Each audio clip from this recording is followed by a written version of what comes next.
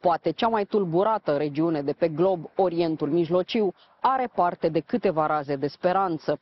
Se leagă alianțe care păreau imposibile în urmă cu doar câțiva ani între țări arabe și Israel. Contextul politic internațional forțează aceste schimbări pentru că oamenii sunt afectați de prea multe crize, iar dacă ei suferă, și politicienii sunt în aceeași situație. Așa că se iau decizii istorice care au ca scop transformarea Orientului Mijlociu într-o regiune prosperă, fără conflictele care o macină de prea mult timp.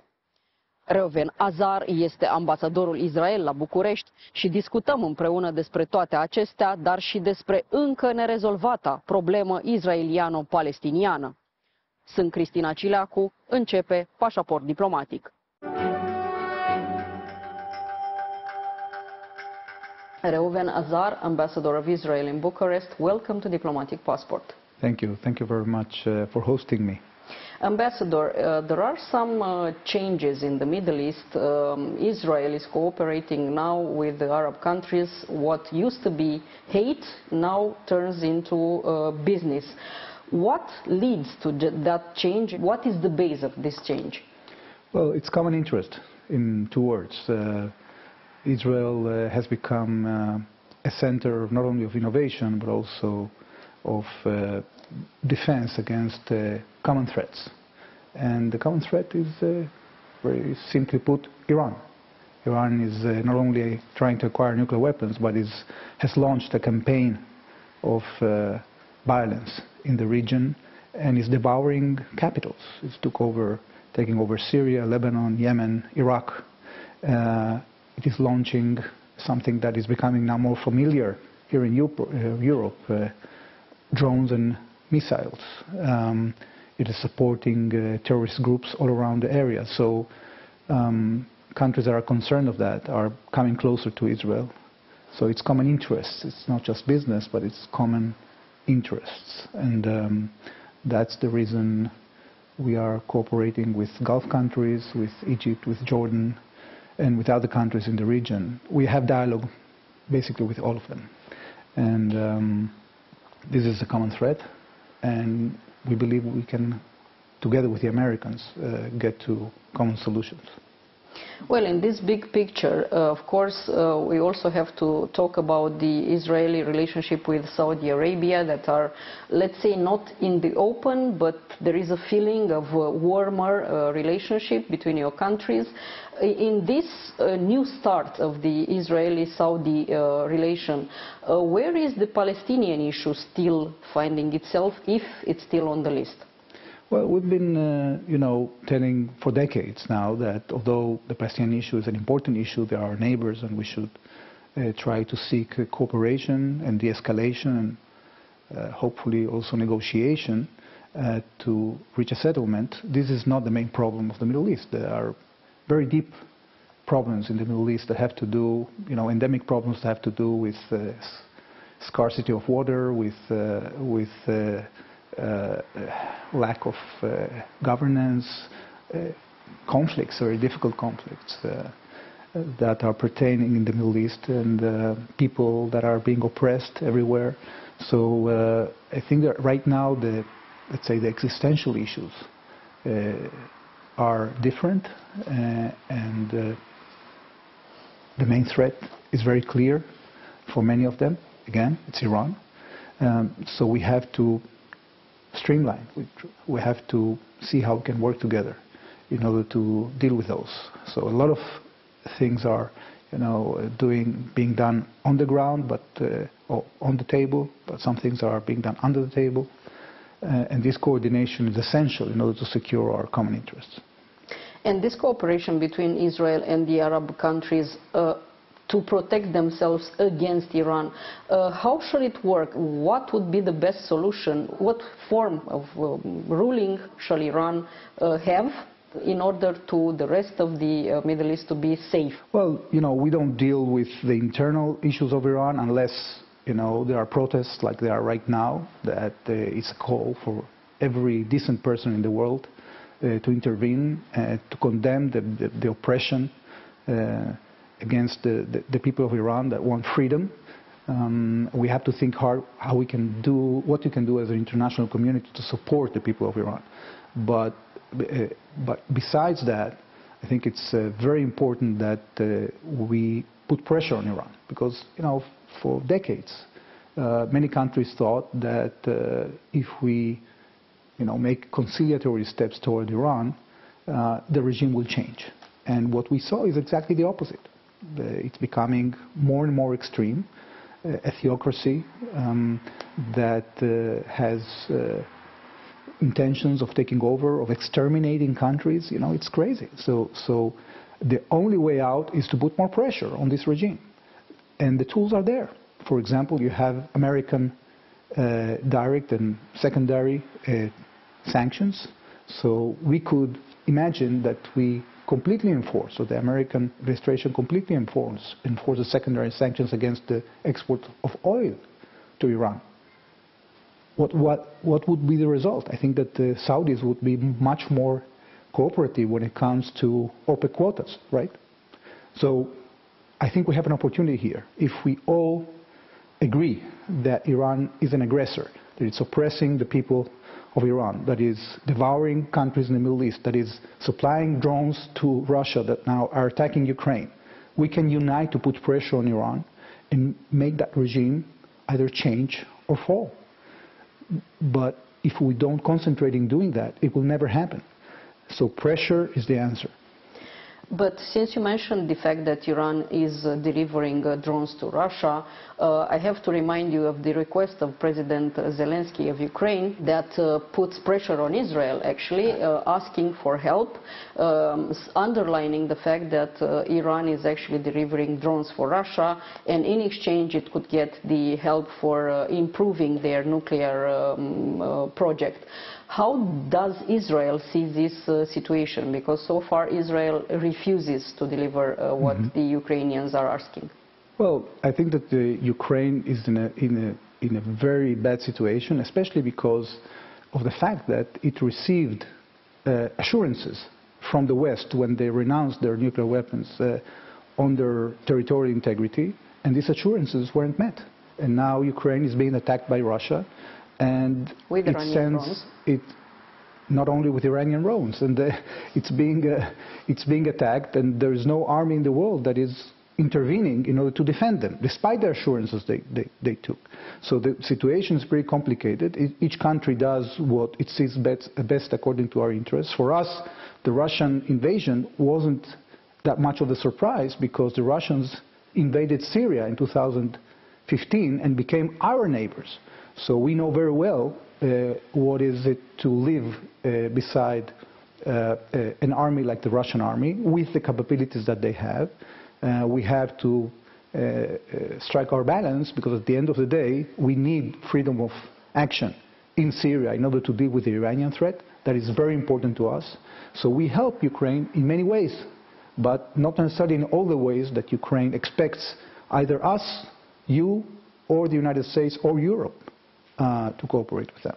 Yeah, but isn't this part of the same big picture you were mentioning? I mean, Iran being an aggressor now with its weapons is in Europe. Absolutely, and I think that the fact that there are different means that we use together, that NATO uses, that the United States uses, that the European Union, and that we use, that this could be combined. So we have to be much stricter when it comes to enforcing sanctions. We can, and we are, cooperating very, very widely in intelligence sharing with our partners. Israel has gathered a lot of experience when it comes to fighting Iran, and it has very good sources when it comes. We're investing billions. Israel is investing about 6% of the GDP in defense.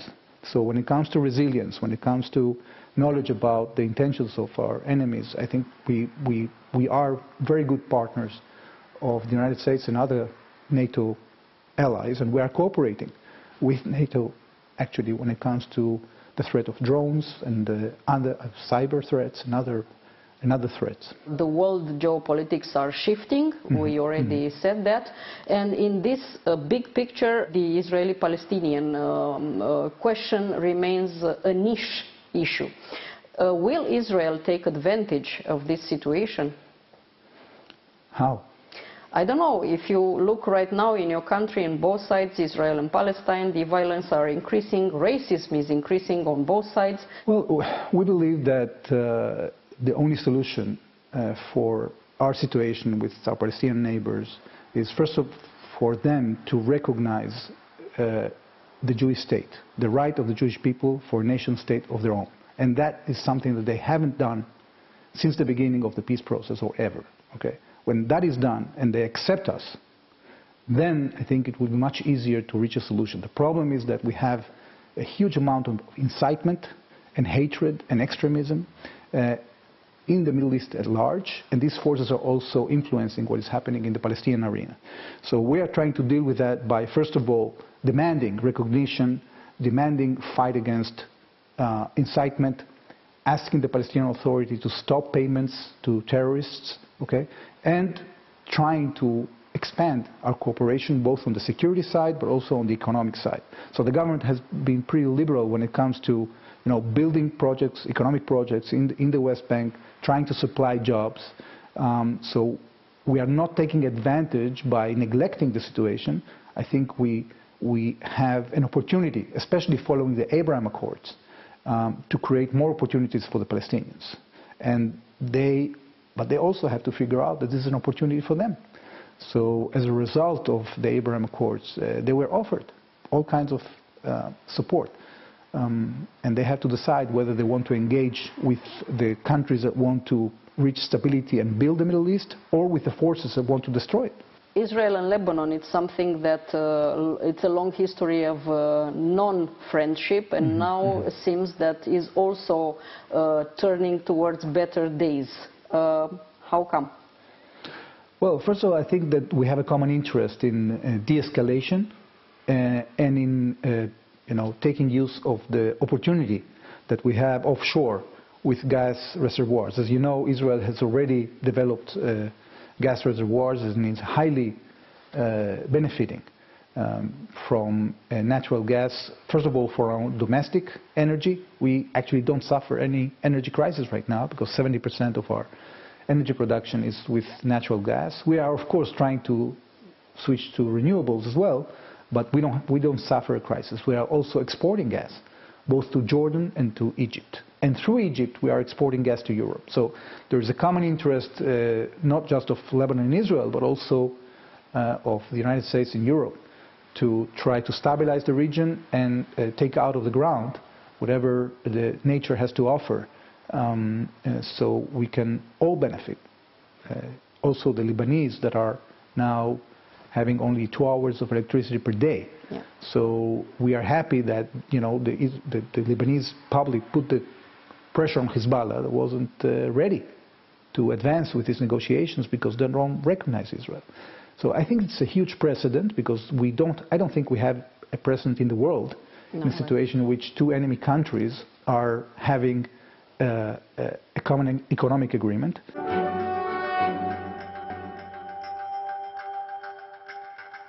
You're ambassador in Romania, and you basically continue the work of previous ambassadors of Israel in Bucharest. Romania has to improve its capabilities in terms of defense. I know for sure that for years there are long talks among our countries on this situation, on these specific terms. What is solved till this very moment? Well, there are not only talks, there is also a lot of cooperation. There is great cooperation, first of all, between our security establishments, both on intelligence but also on defense. We have been sharing technologies, know-how, operational cooperation, and most importantly, we've been doing co-production. What Israel brings to the table is something that not many countries bring. First of all, we are ready to co-produce and not just sell weapons. Second, and share technology. Second, everything that we bring to the table is combat proven. It comes with methodology, with training. So it's a great partnership. We usually don't have a lot of relative advantage when it comes to big platforms, but we do have an advantage when it comes to improving capabilities in niche issues like missile defense, like cyber, like training, etc., etc. Now we have to, sit down and see how we can upgrade, how we can take the defense cooperation to the next level. So if we've been trading at a pace of dozens of millions of dollars, we have to get to hundreds of millions of dollars per year. That's our intention. We hope that our drone deal with Romania will happen. There is a huge demand from European countries and from countries around the world for the Israeli expertise. This has created a lot of pressure on our industry, but we are ready. We are ready to face the task, and we are looking forward to deepening this cooperation. Is there also on the table the discussion about Iron Dome? Well, we are generally speaking about missile defense, and here we have to find solutions. We have partners with that. The Americans have been helping us with financing the development of Iron Dome, so it's not completely only up to us, the question of export, but we are sure we can find solutions when it comes to missile defense with this system or the other system. This is something that our security establishments have to work out, and that's why I was referring to, concrete negotiations that would have to take place, I hope in the very near future. And besides that, what are the main goals of your mission here in Romania? Because you will be stay here for a longer period. Well, the first thing I did when I came to Romania is to speak with the private sector. I believe that the private sector is the mover and shaker. These are the guys that give the added value to the economy and to the relationship. So I've been concentrating in gathering information from them, and I found out already, after a very short period of time, that we have all kinds of opportunities and all kinds of obstacles, and our job as government is to remove the obstacles and allow the private sector to do their job. So I'm talking about things like, for example, the export of opening Romania for exports of meat to Israel. This can be a huge change both for Romania and also for Israel. We are talking about high-tech cooperation. We are mapping now the high-tech sector in Romania to see how we can most efficiently mutually expose the high-tech sectors to each other. There are things that have to do with energy, renewable energy. Israel actually is one of the main investors in renewable energy in Romania. The biggest solar plant in Romania now is being built by an Israeli company. There is a lot of capital waiting for opportunities, and Romania is a great place because you're a member of the EU, you're a member of NATO, you're a pretty safe country, and we believe that this can even increase. We want to encourage even more Israeli tourism and Romanian tourism to Israel. I don't know if you know the numbers, but I think your Ministry of Tourism released in August that the #1 tourists from abroad are from Israel, coming from Israel. The second generation is coming here, is doing business here. We have a lot of cultural links between us. You cannot pass a week or a month in which you won't have an Israeli musician here, or a theater coming, or an author, or a book being translated. So, of course, we are concentrated in promoting that. And above all, there's the issue of water. Romania now is suffering from some problems in the water sector, especially in certain areas in the south. We are going to bring a water delegation to see how we can assess the situation and help with that. There are Israeli companies, that can bring a lot to the table when it comes to increasing yields, especially now that we have a food crisis. So we are looking forward to continuing that work, the work of my predecessors, but we are scaling up the cooperation on the fields that I just mentioned. And how do you find the interest of our government when it comes to all these proposals coming from Israel to Romania? Well, I can tell you, I came here about 3 months ago. I feel at home. All the doors are open. The ministries open their doors. Yeah, but it's one thing to open the door and another thing to sign a deal. So. Yeah, but I think that what we showed is that deals are actually being signed. And what we need to do, as I said, is to remove the obstacles. So, for example, I'll tell you an example. Yeah. I met with the head of customs, and we decided to create a kind of a little task force to see how we can remove obstacles, because there are all kinds of obstacles in Constanța when it comes to, especially import of food. There are things that we have already agreed with the Minister of Environment when it comes to this water delegation, and they are going to help us focus on the things that are important for Romania. Ambassador Azar, thank you so much for this interview. Thank you very much. Looking forward to staying in touch.